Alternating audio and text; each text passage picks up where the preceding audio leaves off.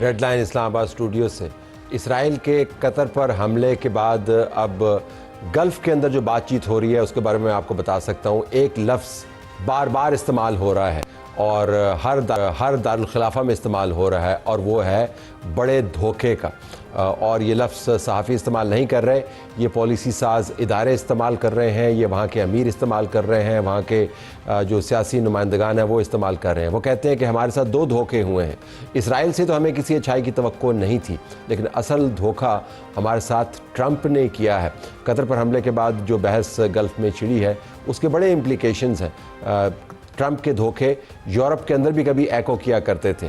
کبھی وہ زیلنسکی کی بےعزتی کرتا ہے, کبھی پیوٹن کے ساتھ بیٹھ جاتا ہے, پھر پیوٹن کی دشنام ترازی بھی کرتا ہے, کبھی ایران کے ساتھ وہ کہتا ہے کہ آپ کے پاس وقت ہے, پھر اس کے اوپر حملے داغ دیتا ہے, کبھی وہ پاکستان اور ہندوستان کے درمیان بات چیت کرواتا ہے اور پھر دوبارہ سے نریندر مودی کے ساتھ وہ رابطے بحال کرتا ہے. تو کیا ہم پاکستان کے اندر ان تمام واقعات کے پیش نظر ٹرمپ پر ٹرسٹ کر سکتے ہیں یا نہیں, اس کے حوالے سے ہم بات کریں گے آج پروگرام کے اندر. اور ہم یہ بھی دیکھیں گے کہ پاکستان کے پاس آپشنز کیا ہیں. قطر نے کبھی سوچا نہیں تھا کہ اس کے ساتھ ایسا واقعہ ہوگا. ایران نے کبھی سوچا نہیں تھا کہ اس کی نیوکلیر انسٹالیشنز کے اوپر حملے ہوں گے. کبھی ہم نے سوچا نہیں تھا کہ پورا کا پورا غزہ خالی کروانے کا ایک پلان بنے گا, 60,000 لوگ مارے جائیں گے, 20,000 بچے مارے جائیں گے, 14,000 حملے ہوں گے 6 ممالک کے اندر, $22 بلین کی امریکی امداد کے ساتھ اسرائیل سب کو دھمکی دے گا. ہم نے کبھی یہ سوچا نہیں تھا. یہ انہونیاں ہو رہی ہیں. ہمارے پاس آپشنز کیا ہیں؟ جو ہمارے پاس مہمان اس پروگرام کے حصے میں موجود ہیں ان کا تعارف میں کروا دیں. سینیٹر پرویز خان صاحبہ پاکستان پیپلز پارٹی کی طرف سے ان کا شکریہ. ڈاکٹر طارق فضل چودھری وفاقی وزیر برائے پارلیمانی امور نون لیگ کی طرف سے ان کا شکریہ. عمیر خان نیازی صاحب پاکستان تحریک انصاف کی طرف سے ان کا بھی شکریہ. اور جوہر سلیم صاحب سابق سیکرٹری خارجہ, ان کا بھی شکریہ. پروگرام کے دوسرے حصے میں ناظرین ہم بات کریں گے پاکستان تحریک انصاف کی طرف سے بلاول بھٹو کی ایک ویڈیو کے اوپر بڑی بات ہو رہی ہے. چلتے چلتے انہوں نے صحافی کے ایک جملے کے اوپر بظاہر جو جسچر دیا اس سے پتہ چلتا ہے کہ وہ یہ کہہ رہے ہیں کہ تم روندو ہو, یعنی روتے رہتے ہو. اس کو بنیاد بنا کر پاکستان تحریک انصاف نے یہ کہنا شروع کر دیا کہ یہ دیکھیں میڈیا کو کیسے ٹریٹ کرتے ہیں, یہ کیمرے کے سامنے یہ کرتے ہیں اور کیمرے کے پیچھے لوگوں کو مروا دیتے ہیں. بعض لوگوں کا خیال ہے کہ جو صحافیوں کے ساتھ تحریک انصاف کے بعض لوگوں کی طرف سے ہوا اس سے نظر ہٹوانے کے لیے یہ معاملہ ہو رہا ہے. پاکستان تحریک انصاف اور میڈیا کے جو تعلقات ہیں, کیا تمام لوگ جو پاکستان تحریک انصاف کے ساتھ منسلک ہیں اس کو ایسے ہی دیکھتے ہیں؟ ہمیں تنویر احمد صاحب جوائن کر رہے ہوں گے, پاکستانی نژاد کی بزنس مین. ان کی وجہ شہرت تو بہت سی ہے, لیکن آپ کو یاد ہوگا کہ جب عمران خان کے ساتھ ایک امریکی ڈیلیگیشن نے ملاقاتیں کیں تاکہ اسٹیبلشمنٹ کے ساتھ معاملات کو طے کیا جائے, تو یہ اس کی روح رواں ہے. یہ ہمیں وہاں سے جوائن کریں گے. لیکن پروگرام کے پہلے حصے میں ہم جاننا یہ چاہ رہے ہیں اپنے پینلسٹ سے کہ ٹرمپ کے دھوکے ہیں یا ہماری اپنی غلطیاں. ناظرین بات کا باقاعدہ آغاز کرتے ہیں. تو ڈاکٹر صاحب آپ سے ہم پوچھ لیتے ہیں, ایک تو پہلے یہ مشرق وسطیٰ کے اندر گلف کے اندر بڑی بات ہو رہی ہے کہ امریکہ نے اور اسرائیل نے مل کے ہمارے ساتھ دھوکہ کیا اور پاکستان نے ظاہر اس کے اوپر ایک سٹینڈ لیا ہے کہ اس کو کنڈیم کیا ہے. آپ کو لگتا ہے کہ یہ ٹرمپ نے اور اسرائیل نے مل کے دھوکہ کیا ہے, کیونکہ اس کی امپلیکیشنز پاکستان کے لیے بہت زیادہ ہے, مطلب آپ کی پولیٹیکل ریڈنگ کیا ہے آپ کے خیال کے مطابق؟ ہاں, بسم اللہ الرحمن الرحیم. طلعت صاحب, آج بھی جب صبح کیبنٹ میٹنگ ہوئی تو پرائم منسٹر صاحب نے بڑی تفصیل سے اس ایشو کے حوالے سے بات کی اور انہوں نے بتایا کہ کس طرح پاکستان جو ہے وہ اپنے برادر اسلامی ملک قطر کے ساتھ انکنڈیشنلی کھڑا ہے اور ہماری ساری سپورٹ جو ہے وہ قطر کی گورنمنٹ اور اس کے عوام کے لیے بالکل حاضر ہے. پھر انہوں نے اپنی اس ٹیلی فونک گفتگو کے حوالے سے بھی ساری بات ڈیٹیل میں کیبنٹ سے شیئر کی کہ جو قطر کے امیر ہیں ان سے ان کی کل رات کو 10 بجے ٹیلی فون پہ بات ہوئی اور انہوں نے اپنی طرف سے اور اپنی قوم کی طرف سے مکمل ایک فرم اس بات کا اعادہ کیا کہ ہم آپ کے ساتھ ہیں. یہ تو ہے پاکستان کا آفیشیل جو موقف ہے یا ورژن ہے. باقی دیکھیں, جہاں تک آپ کا سوال ہے کہ قطر کے ساتھ کتنا دھوکہ ہوا ہے یا کیا اسرائیل کا اور امریکہ کا یہ کوئی جوائنٹ ایکسپیڈیشن تھا, جوائنٹ کارروائی تھی, اس بات کا فیصلہ 100% تو وہی لوگ کر سکتے ہیں جو قطر اور امریکہ کے درمیان جو چیزیں ہوئی ہیں یا جو معلومات جن کے پاس ہیں جو ان میٹنگ میں عمومی تاثر کی بات کر رہا ہوں. جو ہم نے گلف کا کوٹ کیا وہ بھی عمومی تاثر ہے, ضروری نہیں کہ حقیقت یہی ہو, لیکن تاثر یہ ہے. تو ذرا پولیٹیشین ہے, عمومی تاثر کے اوپر تو اسرائیل کے حوالے سے یقیناً یہ ایزمپشن موجود ہے اور اسرائیل جو اتنا پھدکتا پھرتا ہے یقیناً اس کے پیچھے امریکہ کی سپورٹ اسے حاصل ہے. ورنہ اسرائیل نے جس طرح ایران کے خلاف کارروائی کی اور اس کے بعد اب یہ جو اس نے دوبارہ جرأت کا مظاہرہ کیا ہے, یہ سوچنے والی بات بھی ہے اور لمحہ فکریہ بھی ہے تمام جو ہمارے جتنے بھی اسلامک کنٹریز ہیں 56 کہ اسرائیل کی آپ اس کا سائز دیکھیں، اسرائیل کی آبادی دیکھیں اور وہ کس طرح دندناتا حرکتیں دیکھیں اس کی حرکتیں دیکھیں. 6 ممالک کے اوپر اس نے پچھلے 2 سال کے اندر 14,000 حملے کیے ہیں، یعنی 14,000 اور ان میں سے کسی ایک کے اوپر نیشنل سے. لیکن آپ نے یہ زبردست بات کی کہ جو اسرائیل نے ایران پر حملہ، ایران پر اصل اور سب سے بڑا حملہ امریکہ نے کیا. جو اس کی نیوکلیئر فیسلٹیز کے اوپر اس نے اٹیک کیا وہ اسرائیل نے نہیں کیا، وہ امریکہ نے کیا. لیکن آپ کو لگتا ہے کہ ٹیگ ٹیم ہے. لیکن مجھے ان کی اس تمام جو آپ یہ کہیں کہ مسلم ممالک بالخصوص اور اس وقت جو عرب ممالک ہیں اس میں یہ جو سلسلہ جاری ہے، ایک بات تو یہ ہے کہ یہ اگر ہم کہیں کہ رک جائے گا جس طرح کہ ہم ایک کیلسنس کا مظاہرہ کر رہے ہیں تو میرا خیال ہے رکے گا نہیں رکے گا. اس کے لیے ہمیں کوئی حکمت عملی مسلم ممالک کو بنانی پڑے گی. سینیٹر صاحب آپ کی ریڈنگ کیا ہے سچویشن؟ دیکھیے میری ریڈنگ یہ ہے کہ مڈل ایسٹ ہے اور ویسے ہی اگر آپ ایک مجموعی طور پر اسلامی دنیا کہہ لیں اس میں ہمیں نکال کر اور شاید کچھ چند اور ملکوں کو نکال کر یہ بات سب کو پتہ ہے، اسرائیل کو بھی پتہ ہے، امریکہ کو بھی پتہ ہے کہ ان کے پلے لڑنے وڑنے والا کام کچھ بھی نہیں ہے. اور جو ہوتا رہے فلسطین میں اور جس کے آس پاس بیٹھ کر یہ لوگ ان کے ویسلز بنے رہے ہیں، ان کے غلام بنے رہے ہیں، جو کردار کچھ ملکوں نے سبھی اسلامی دنیا نے ادا کیا. OIC نامی تنظیم جو ہے اس کا کوئی حیثیت ہے ہی نہیں، وہ ملے نہ ملے، کچھ کہیں نہ کہیں، اور ایک قتل عام ہوتا رہا اور کسی میں اتنی جرت نہیں تھی کہ وہ آگے بڑھ کے 2 لفظ ہی بولتا. بلکہ ان کے قطر میں جو کہ ہمارا ایک ظاہر ہے ایک برادر اسلامی ملک ضرور ہے، لیکن قطر ایک بڑا امپورٹنٹ فرنٹ لائن ally امریکہ کا بھی تھا اور وہاں وہ بیسز بھی ان کی سب سے بڑی تھیں. وہاں ایران نے بھی حملہ کیا اور ظاہر ہے ان کے اپنے ایک بڑے اچھے تعلقات تھے. اب وہاں حملہ یہ جو ہے امریکہ کی آشیرواد کے بغیر اسرائیل کچھ نہیں کر سکتا. تو یہ مجھے لگتا یہ ہے، دیکھیے بحیثیت مسلمان بھی ایک گریٹر اسرائیل کا تصور ہے اور ویسے بھی ہمیں نظر آتا ہے کہ اسرائیل کا ایکسپینشنزم کا ایک ایجنڈا ہے، پلان ہے، اور وہ اسلامی ملکوں کو بھی جانتا ہے. جو عربی ممالک ہیں وہ لڑنے وڑنے کے عرب قائل نہیں اور ان میں کوئی ہمت نہیں.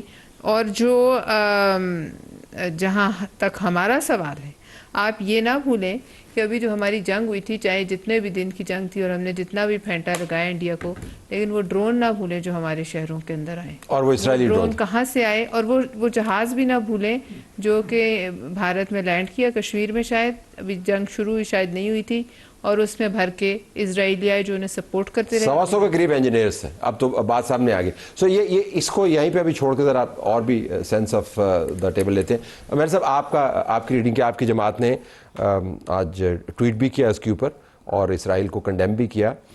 خوشائند بات ہے. میں ذرا آپ کی ریڈنگ کرنا چاہتا ہوں کہ ساری سچویشن کو آپ کیسے دیکھ رہے ہیں؟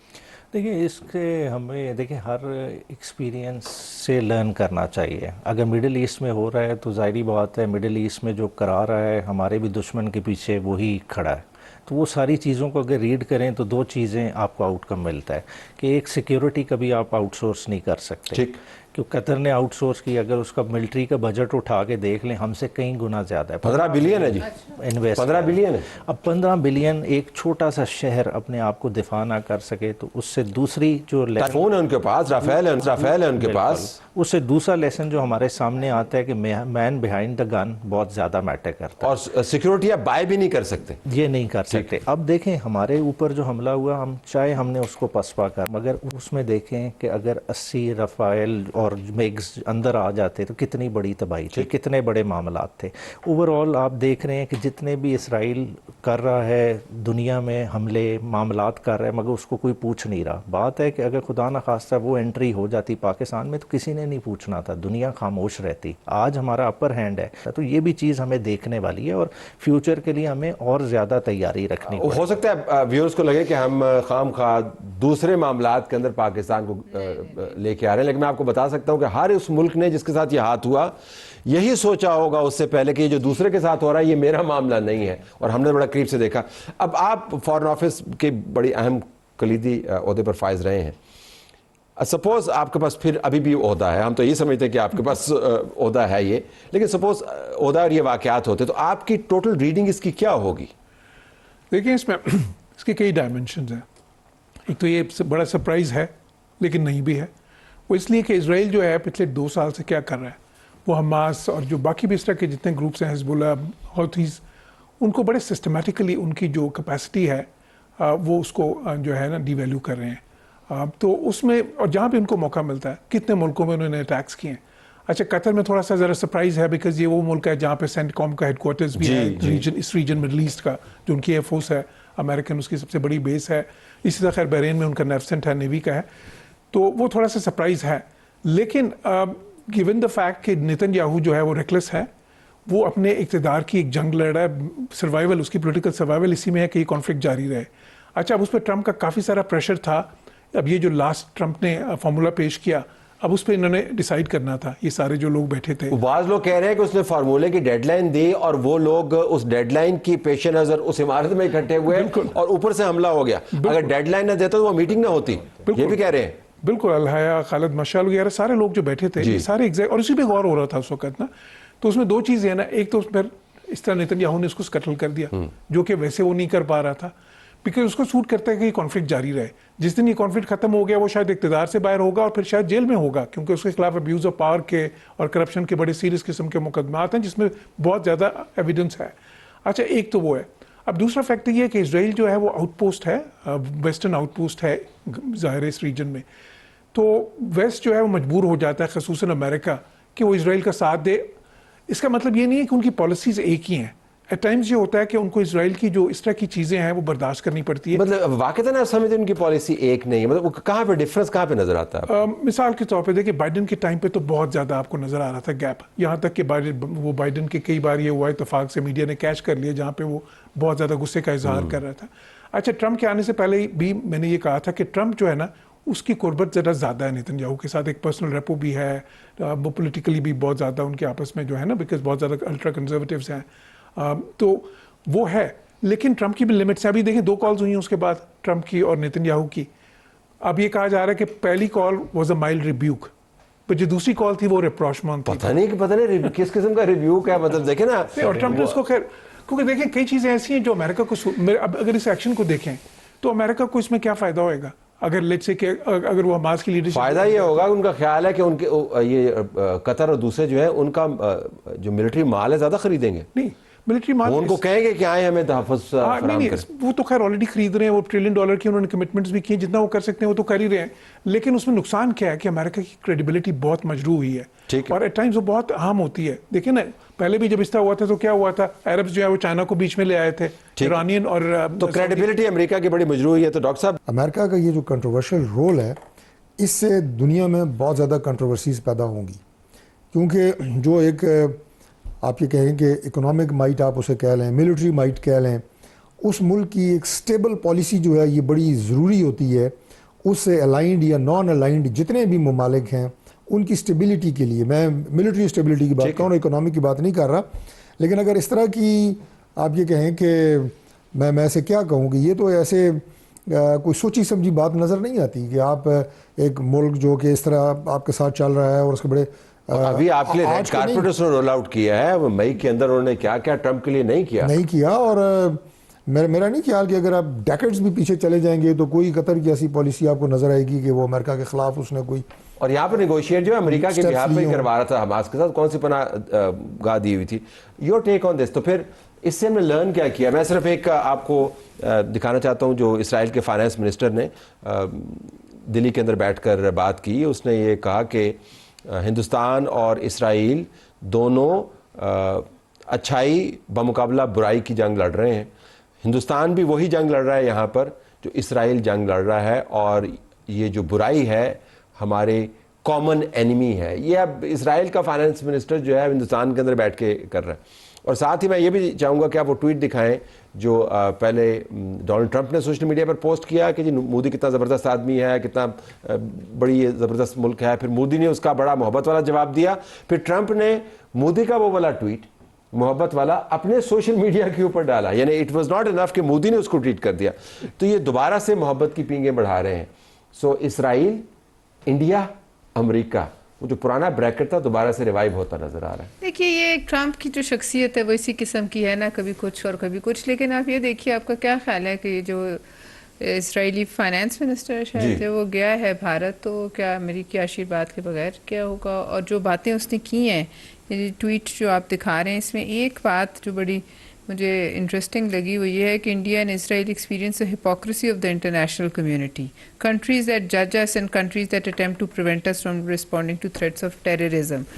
مطلب وہ کہہ رہے ہیں کہ ہم ڈیسائیڈ کریں گے کہ کہاں پہ تھریٹ ہے اور ہم نے اس کو ہم ڈیسائیڈ نیوٹرلائز کریں گے کیا چیز ٹیررزم ہے، کیا چیز بیسڈ آن جوائنٹ ویلیوز. مجھے بتائیے بھارت اور اسرائیل کیا جوائنٹ ویلیوز؟ آکوپائی کرنا. جوائنٹ ویلیوز اگر کوئی ہوں تو آپ کی مطلب ان لوگوں سے ہوں گی جو آپ کے آس پاس رہ رہے ہیں، جو کم از کم آپ سے کوئی کتاب، اہل کتاب جنہیں ہم کہتے ہیں، یہ ہیں تو وہی.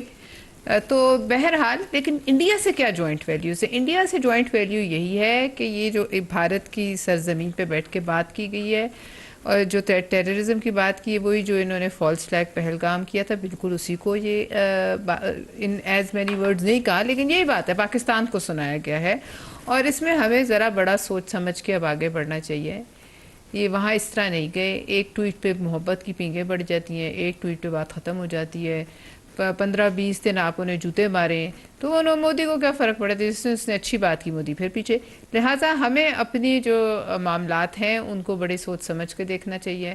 اور یہ ایک بڑی اور میری تجویز ہے کہ ان معاملات کو ایک دفعہ ہم کسی دن پارلیمنٹس میں بھی ذرا ڈسکس کریں کہ ہمیں اپنی فارن ہم پالیسی تو کہتے ہیں ہر روز پارلیمنٹ کے اندر ڈسکس کریں، کسی دن کیوں کریں؟ ہم تو چاہتے ہیں یہی معاملات ہیں. دیکھیے نا، اب یہ قطر پہ جو اتفاق سے ہمارے ساتھ بیٹھے ہوئے ہیں منسٹر صاحب، اس پر ہمیں ایک ایمرجنسی سیشن کال کرنا چاہیے، تجویز دیں. کیونکہ دیکھیے یہ جو بھارت میں انہوں نے بات کی ہے، یہ بات صرف ہمیں سنائی گئی ہے. اب اس کو ہم آنکھیں بند کر لیں تو الگ بات ہے، اور ہم کہیں ہمارے لیے نہیں ہے. جیسے ابھی آپ کہہ رہے تھے ہسٹوریکلی ان کا رول ہے کہ ہماری جو جب اندرا گاندھی تھی شاید if I am not wrong, تو یہ وہاں جامپور بیس سے جہاز اڑا رہے تھے ہماری نیوکلیئر فیسلٹیز کو بوم کرنے کے لیے. اس کے بعد 80s کی بات ہے. جی، تو یہ بہرحال ان کا یہ ہسٹورک رول رہا ہے، اور یہ ان کے دل میں خواہشات بھی پارلیمان کے اندر بحث ہونی اور چاہیے. یہاں جب انہوں نے بیٹھ کے جنگ لڑی ہے انڈیا کے ساتھ، تو ہمیں کس بات کی کوئی اس میں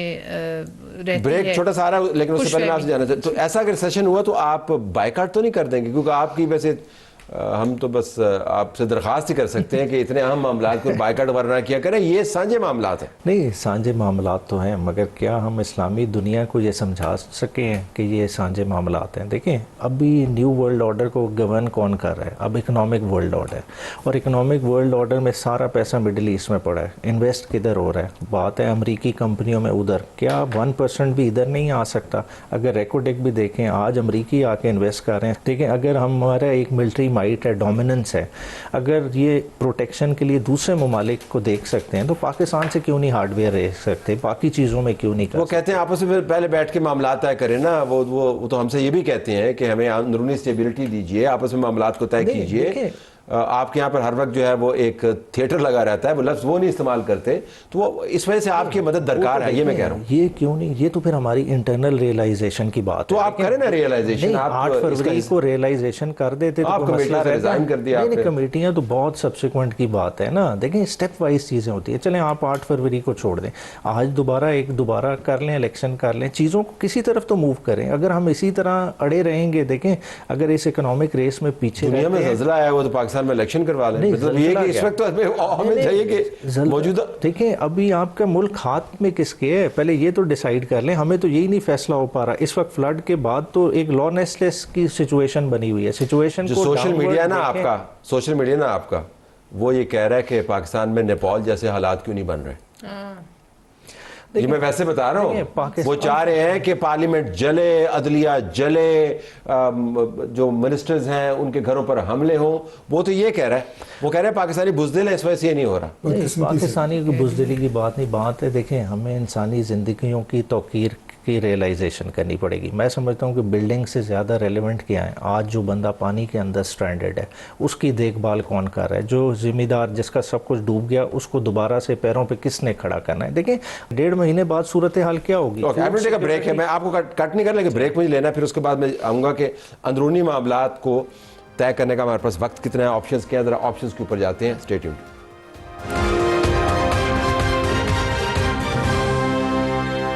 پروگرام میں خوش آمدید ناظرین. ایک کوئک فائر راؤنڈ ہم کر رہے ہیں کہ پاکستان کے پاس آپشنز کیا ہیں, واقعتاً کیا ہمارے پاس جو چیلنجز ہیں, یہ جانتے ہوئے کہ ارد گرد کے حالات کتنے مخدوش ہو رہے ہیں, ان چیلنجز کے اوپر فوری فوکس کرنے کی ضرورت ہے. جوہر صاحب, اندرونی معاملات واقعتاً بڑے اہم ہیں یا ہمارے خیال میں ہم ذرا اس کو سیاسی بحث کے اندر مزید الجھا دیتے ہیں اور خارجی امور کو ہم کسی اور طریقے سے ٹیکل کر سکتے ہیں آج کل؟ دیکھیے, فنڈامنٹلز تو بہت امپورٹنٹ ہوتے ہیں اور اس میں سب سے جو اہم ہے جس میں پاکستان, اور اسی وجہ سے ہماری جو خارجہ پالیسی ہے اس کو بھی بہت زیادہ ایک جو ہے نا مشکلات کا سامنا رہا ہے.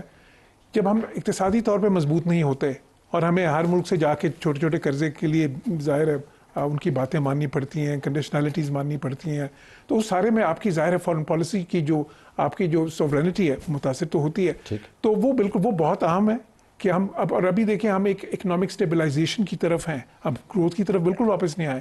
ابھی بھی پاکستان 2% گروتھ ہے اس سال کی, ابھی بھی ہندوستان اس کے حالات جتنے بھی خراب ہوئے ہیں وہ 6% پہ ہے. باقی بھی بنگلہ دیش کو بھی دیکھ لیں, وہ بھی اسی لیول پہ ہے, باقی بھی ملک اسی خطے کے. تو وہ بہت ضروری ہے کہ ہم جو ہے نا اپنی اقتصادیات جو ہے اس کو مستحکم کریں, گروتھ کی طرف جائیں, اور اس سے پھر ہمیں وہ سپیس ملے گی. سیاسیات کا کیا کریں, اقتصادیات کا؟ تو سیاسیات میں کیا کریں؟ سیاسیات کے لیے تو آپ نے اتنے زیادہ جہاں پہ دوست اکٹھے کیے ہوئے ہیں. سیاسیات میں ویسے ہمیں اندرونی طور پر استحکام, آپ کو لگا کہ یہ ایک بڑی کچی کا قاعدہ پڑھ رہے ہیں کہ یہ اندرونی طور پر مستحکم ہوں گے, لیکن جتنی استحکام کی ابھی ضرورت ہے جانتے ہوئے کیا کیا ہو رہا ہے شاید پہلے کبھی نہیں تھی. دیکھیے, وہ آپ نے بات کی سیاسیات کے لیے باقی دوست آئے ہوئے ہیں. انفیکٹ سیاسیات ہیں, آپ کی فارن پالیسی ہے, یہ سب اس کی شاخیں ہیں آگے. انٹرنل آپ کی سیکیورٹی ہے, ایکسٹرنل سیکیورٹی ہے, یہ جن معاملات کی آج ہم بات کر رہے ہیں ساری ظاہر ہے ایک دوسرے کے ساتھ کنیکٹڈ ہے, اور سب مل جائیں تو سیاسیات ہے, پالیٹکس ہے. اور پالیٹکس کیا ہے, جو آپ ہمارے بھائی ابھی عمیر نیائی صاحب کو کہہ رہے تھے کہ اگر اجلاس بلایا جائے تو آپ آئیں گے یا بائیکاٹ کریں گے. یہ جو رویہ اس وقت بن چکا ہے, جیسے آپ نے اپنے اندرونی معاملات کہا, اس کی اسٹیبلٹی جو ہے یہ بہت زیادہ ضروری ہے. اور یہ صرف اس ایک کام کے لیے ضروری نہیں ہے جس کے لیے آج آپ کا جو موضوع گفتگو ہے. ایک اور اسپیکٹ دیکھیں, ابھی کل پاکستان میں اپنا افواج پاکستان کے بہت ایک بہادر افسر جو ہے میجر عدنان کی شہادت ہوتی ہے. ان کی جرأت اور بہادری دیکھیں. اس کے بعد ایک جوان بیٹا ہے 30-31 سال ساتھ دنیا سے رخصت ہوتا ہے, جہاں میں شہادت نوش کرتا ہے. آپ ان کے والدین کا جذبہ دیکھیں کہ وہ کہہ رہے ہیں ہمیں فخر ہے اپنے بیٹے پہ. ماں بھی کہہ رہی ہے, باپ بھی کہہ رہا ہے, ان لاز بھی کہہ رہے ہیں, بہنیں بھی کہہ رہی ہیں ہم ایک بہادر بھائی کی بہادر بہنیں ہیں. اس سے تو پوری قوم کو جو حوصلہ ملا وہ اپنی جگہ پہ ہے. لیکن کیا یہ جو جذبہ ہے یہ اس کو قائم دائم اور اس جذبے کو میچ کریں ذرا اس جذبے کے ساتھ جو مارکہ حق کے وقت اور بیان المرصوص کے وقت قوم میں موجود تھا. اس وقت کیا تھا, پوری قوم بالکل ایسے کھڑی تھی افواج پاکستان کے ساتھ, اور ان تمام ایفرٹس کے ساتھ جو وہ کر رہے تھے انڈیا کے خلاف, آپ کو اللہ نے فتح دی. کیا پاکستان کے اندر اس وقت یہ معاملات فارن پالیسی کی آپ دیکھ لیں, ان کے اوپر ڈیسیجن ہونے, یا جو آپ کی افواج اور یا جو آپ کے عسکری ادارے جنگ لڑ رہے ہیں پاکستان کی بقا کی خارجیوں کے خلاف, دہشت گردوں کے خلاف, اس کے لیے اسی جذبے کی ضرورت نہیں ہے؟ تو جذبہ ہے نا, لیکن ہم تو کہہ رہے ہیں کہ اتحاد بھی چاہیے نا سب. میں اس اتحاد کی بات بتا رہا ہوں. اس جذبے کا مطلب ہے قوم کا اتحاد. کیا اس میں ضروری نہیں ہے؟ جذبہ تو موجود ہے, لیکن جذبہ کے پی کا چیف منسٹر کہتا ہے آپ نے میرا پاسپورٹ بلاک کیا ہوا. مطلب آپ, میں صرف آپ کو صرف ایک سمبلزم اس کو, وہ کہہ رہا ہے میرا پاسپورٹ بلاک کیا ہوا ہے. دیکھیں 9 مئی کے بعد یہ کے پی کا چیف منسٹر, تو آپ تو تھوڑا سا مطلب آپ بھی کوئی نہیں, اس کو پاسپورٹ کو بلاک کر کے ہمیں کوئی فائدہ حاصل نہیں ہونا. اگر اس میں کوئی ٹیکنیکل ایشو ہے جس کی وجہ سے وہ کھول جائے تو زیادہ کھل جائے گا, ان کو نقصان ہوگا. اور اگر زیادہ ملک سے وہ باہر رہے تو پاکستان باہر جو, تو جب عمران خان نے کہا کہ جی آپ جائیں, لیکن میں اس کو بس کلوز اس طرح کر رہا ہوں کہ اپنی گفتگو کو کہ وہ جذبہ ہمارے عسکری اداروں میں تو موجود ہے, لیکن قوم کے اندر یہ جو آپ کو ڈویژن نظر آتی ہے نا, یہ نظر نہیں آنی چاہیے. یہ جب تک اتحاد رہے گا قوم میں, اور رہنا چاہیے اور رہے گا انشاءاللہ, پاسپورٹ بلاک کر دیں ایسے, وہ آپ کی اس جنگ میں بھی, اور جو آپ کی خارجہ, میں سے جنگ ہی کہوں گا نا, جو آپ کی خارجہ پالیسی ہے یہ بھی تو جنگ تو لڑ رہے ہوتے ہیں ہر وقت, یہ اس کے لیے ضروری ہے. سو ہمارے پاس آپشن کیا ہے, ہمیں کیا نمبر 1 کام کیا کرنا ہے؟ دیکھیے, ابھی تو نظر یہ آتا ہے کہ جو حالات ہیں ہمارے ارد گرد, جب مسلط ہوتی نا جنگیں, تب ساری سیاسیات دھری. سیاست بھی ہم اس وقت کریں گے جب ملک ہوگا, مضبوط ہوگا, دفاع ہوگا, تو پھر ہم لوگ سیاست کریں گے, الیکشن لڑیں گے, ایسی ہے نا, اسمبلیاں بنیں گی. تو ہماری سیاست بھی جو ہے وہ ہمارے دفاع ایک دفاع مضبوط ہوگا تو ہم اندر سیاست بیٹھ کے کریں گے. لہٰذا کچھ ایسی چیزیں آپ چن لیں, نیازی صاحب کی پارٹی بھی, میری بھی اور مسلم لیگ بھی, کہ جس پر سیاست نہیں ہونی چاہیے. وہ ہے دفاع, وہ ہے آپ کی اکانومی, اور ایسی تمام چیزیں جس کو آپ نیشنل سیکیورٹی کے بریکٹ میں بے شک اور چیزیں بھی ڈال دیں. جو ابھی تک ہم نے ایک نیشنل سیکیورٹی کی پڑھی ہے نا ایک ڈیفینیشن, اس میں آپ بے شک اور ایسی کچھ چیزیں, چند چیزیں ڈال دیں جن پر ہم سیاست نہیں کریں گے. میرے خیال میں یہ ایک اچھی اسٹارٹنگ پوائنٹ ہے. کوئکلی, یہ تو کوئی بڑی ریزنیبل بات ہے نا. دیکھیں آپ سیلاب وغیرہ وہ کرتے رہے ڈسکس, وہ بڑا اہم ہے, لیکن کور سیکیورٹی کے اوپر تو پھر کور سیکیورٹی پہ کسی کو بھی نہیں گلا. اور دیکھیں جس طرح سے مارکہ حق کیا ہوا, ساری قوم ایک پیج پہ کھڑی ہوئی, مگر آپ خالی پاکستان کو سیکیورٹی لینس سے تو نہ دیکھیں نا, آپ اس کو سیکیورٹی اسٹیٹ ہی بنا دیں. آپ کہیں کہ جی سیکیورٹی پھیلی ہوئی ہے, تو پھر ہم نے تو نہیں, ہم نے تو حالات نہیں بنائے نا. یہ اوور آل دیکھیں قطر جو تھا ڈیولپمنٹ کا ماڈل بن رہا تھا, لیکن اس نے سڈنلی ریئلائز کہ ہمیں سیکیورٹی کو بھی انہینس کرنا ہے. تو مگر اس نے کیا حاصل کر لیا, کیونکہ بات ہے سیاست کی بیک بون کوئی نہیں نا, فیصلے کرنے والے لوگ نہیں تھے. تو پھر اسی طرح کے معاملات ہوں گے. پروگرام کا بس, لیکن یہ بحث ختم نہیں ہونی چاہیے. خطے کے حالات جو بن رہے ہیں, آپ یہ مت سمجھیں کہ کسی دوسرے خطے میں ہو رہا ہے, بالکل ہمارے بارڈر کے اوپر ہو رہا ہے.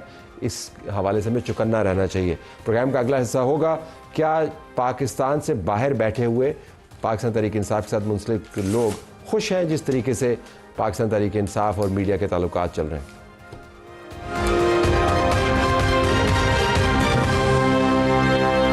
ناظرین, ہم آپ کو امریکہ لیے چلتے ہیں, جہاں سے تنویر احمد صاحب جو پاکستان کے ایک بڑے معروف اور کامیاب بزنس مین ہمیں جوائن کر رہے ہیں. پاکستان تحریک انصاف کے بڑے ڈونر بھی رہے ہیں. عمران خان کے ساتھ جو جیل میں ملاقات ہوئی اس کی روح رواں بھی یہی تھے. موجودہ حالات پر میں ذرا ان کا ویو لینا چاہوں گا. تنویر صاحب بہت شکریہ. یہ جو پاکستان تحریک انصاف کے تعلقات ہیں اسٹیبلشمنٹ کے ساتھ, میڈیا کے ساتھ, آپ کو ہر جگہ پر اس کے اندر تناؤ, کھچاؤ اور لڑائی نظر آتی ہے. ایسا بڑی جو باہر بیٹھ کے اور پاکستان میں آ کے بھی پاکستان تحریک انصاف کے لیے رستے کھولنے کی کوشش کرتا رہا ہے, آپ اس سارے معاملے کو کیسے دیکھتے ہیں؟ Thank you for having me Talat بھائی. سب سے پہلے تو بات یہ ہے کہ جب بھی کوئی اس طرح کا کوئی قدم ہم نے اٹھایا کہ کس طریقے سے کوئی میڈیشن ہو جائے یا کوئی اسی طریقے سے کوئی ریکنسلیشن ہو جائے, تو سب سے جو ہماری بدقسمتی رہی ہے, ہمیں کوئی سنسیئرٹی نظر نہیں آئی ہے. ہمیشہ سے یہی ہوا ہے کہ جی آپ ہم سے کوئی کویشچن نہ کریں, جو ہم کہتے ہیں, جو اسپیشلی باہر والے ہوتے ہیں. خان صاحب کا ایک اپنا ویو ہوتا ہے, he wants to reconcile, he wants to mediate things, he wants to take the country to the better place, but unfortunately جو ہمارے باہر والے جو لیڈرشپ ٹیم ہے نا, اس میں اتنا تناؤ ہے, اتنا لڑائی جھگڑا ہے, جو کہ اب آپ کو بھی نظر آ رہا ہے. ان میں ایک لوئلٹی نہیں ہے, سب کو اپنی اپنی پڑی ہوئی ہے, سب اپنی ایک ریلیونسی دیکھ رہے ہیں. اگر دیکھا جائے تو اگر خان صاحب آج باہر آ جاتے ہیں تو he becomes a relevant person, اور جو باہر بیٹھے ہوئے ہیں وہ بالکل ارریلیونٹ ہو جائیں گے. اسی ریلیونسی کو لینے کے لیے, اسی ریلیونسی کو بنا کے رکھنے کے لیے آپس میں اتنا لڑ جھگڑ رہے ہیں, اور جو کہ ہماری عوام اس چیز کو سمجھ نہیں رہی ہے. تو مسئلہ کس گروپ میں زیادہ ہے؟ مسئلہ دیکھیں, یہ 2-3 گروپس ہی ہیں. اگر دیکھا جائے تو اس وقت اگر بشرا بی بی کا بھی گروپ ہے, علیمہ آپا کا بھی گروپ ہے, اوپر اس کے بعد اگر دیکھا جائے تو علی مین گڈا پور صاحب ہیں. انہوں نے کافی کوشش کی کہ کسی طریقے سے یہ مسئلے حل ہو جائیں, لیکن جب اگر آپ دیکھتے ہیں تو علیمہ آپا کا ایک اپنا سٹینس رہتا ہے. وہ کہتی ہیں کہ جی مجھ سے کوئی کویشچن نہ کرے, جو میں کہتی ہوں آپ وہ کرتے رہیں.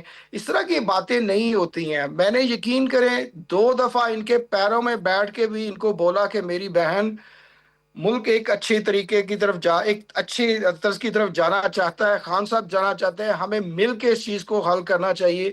لیکن ان کا ایک اپنا ہی نظریہ, ان کا ایک اپنا ہی سٹینس ہے کہ مجھ سے کوئی بات نہ کرے, جو میں کہتی ہوں وہ کرے. ان کا ایک چیز ماننا یہ ہے کہ جی خان صاحب جب باہر آئیں ساتھ ہی پرائم منسٹر بن جائیں. وہ بالکل یہ نہیں چاہتی کہ جی ایک کسی طریقے سے ایک سسٹم کے ذریعے خان صاحب باہر آیا جائے اور سسٹم کو لے کے نہ وہ آگے چلیں. ان کے ذہن میں ایک چیز بسی ہوئی ہے کہ جس دن خان صاحب نے آنا ہے اگلے دن وہ پرائم منسٹر ہوں, ادروائز وہ اندر ہی رہیں. علیمہ کا اس کے سیاسی کریڈنشلز کیا ہیں؟ مطلب اس کے پاس کیا ایسی کوالیفیکیشن ہے سیاسی جو اس کو اس قسم کے فیصلے یا طاقت کے اظہار کا موقع دے کہ وہ बड़ी सियासी जमात के इतने बड़े बड़े फैसले अपनी मन मर्जी के तहत कराए? कि ये बड़ा अच्छा सवाल आपने किया। अगर मैंने 2-3 दफा पहले भी इस बात को काफी उजागर करने की कोशिश की है कि उनका कोई सियासत से कोई ताल्लुक नहीं, ना ही उनका कोई पॉलिटिकल पार्टी में कोई ऐसा उनको रोल दिया गया। तो वो अगर सियासी बयान देती हैं तो हर चीज जो है ना वो पीटीआई के अगेंस्ट ही जाती है। एज ए एडमिनिस्ट्रेटर अगर देखा जाए तो वो कोई बयान देना चाहें तो वो जरूर दें, लेकिन हमेशा से उन्होंने ना एक सियासी बयान देने की कोशिश की है और पार्टी को हाईजैक करने की ही कोशिश की है। कभी भी अगर आप देख लें, हमेशा उनका एक यही बयान आता है कि जिससे ना एक तनाव बढ़े, एक जो रिफ्ट है वो बढ़े। मैं आपको एक बड़ी अच्छी एग्जांपल देता हूँ। 24 मई को एक बयान आता है, अली अपना खान साहब की ट्वीट आती है कि जी हम एस्टेब्लिशमेंट के साथ मिलकर एक बात करना चाहते हैं। 20 मई को अली मिन गंडापुर साहब का एक बयान आ जाता है कि जी हम तहरीक नहीं चलाएंगे और जमीन को गर्म करेंगे। 26 मई को अलीमा आपा का एक मीडिया में बयान आता है जिसमें वो कहती हैं कि जी जो भी मामला करने हैं हमसे तय करो, हमें बताओ आप चाहते क्या हो। तो जब इस तरह की 3 कॉन्फ्लिक्टिंग सी स्टेटमेंट्स आती हैं 3 डिफरेंट लोगों से, तो एक बड़ा गंदा सा मैसेज जो है ना अवाम में भी जाता है। और जब अब अवाम जो है ना इस चीज़ को समझना शुरू कर दिया है, और मेरे ख्याल में ना अवाम को इस चीज़ को और समझने की ज़रूरत है कि ये पॉलिटिकल पार्टी कम रह गई है, एक वायलेंस ज़्यादा बनता जा रहा है। अब उस दिन एक सहाफ़ी ने जब अलीमा आपा से सवाल पूछा तो क्या हुआ कि जो उनके साथ बैठे हुए थे उन्होंने उनको बेसिकली धकेलना शुरू कर दिया, एक पुश शुरू कर दिया। देखिए ये चीज़ जो है ना एक अच्छी सोसाइटी की निशानदेही नहीं है। हमें ये सोचना चाहिए कि हम किस तरीके से ये जो हालात बिगड़े हैं उनको संभालें, बजाय इसके कि उस चीज़ को हम वायलेंस की तरफ लेके जाएं। अच्छा, क्विकली तनवीर साहब, क्योंकि टाइम मेरे पास शॉर्ट है, अगर मैं आपसे 10 सेकंड में पूछ पाऊँ, इस तमाम मामले को आप बड़े करीब से देखते रहे हैं, आपने कोशिशें भी की हैं, अपना जोर भी लगाया है, इस्तदा भी की है, अपना हिस्सा भी डाला है। अब जहाँ पर ये मामलात खड़े हैं, जिस तरीके से चलाए जा रहे हैं, क्या आप होपफुल हैं कि इन लोगों की मौजूदगी में कोई पीटीआई के लिए ब्रेक थ्रू बन सकता है, हाँ या नहीं? नहीं, बिल्कुल भी नहीं। Okay, I have to leave it there. Tanveer साहब, आपका बहुत शुक्रिया। नाज़रीन, मीर अहमद की बातें सुन रहे थे। वो लोग जो पाकिस्तान तहरीक इंसाफ का भला चाहते हैं और मुल्क से बाहर बैठकर अंदर आकर बात करना चाहते हैं, उनके व्यूज़ में से एक व्यू आपने सुना। प्रोग्राम का वक्त ख़त्म हुआ, इजाज़त चाहते हैं। अल्लाह हाफ़िज़।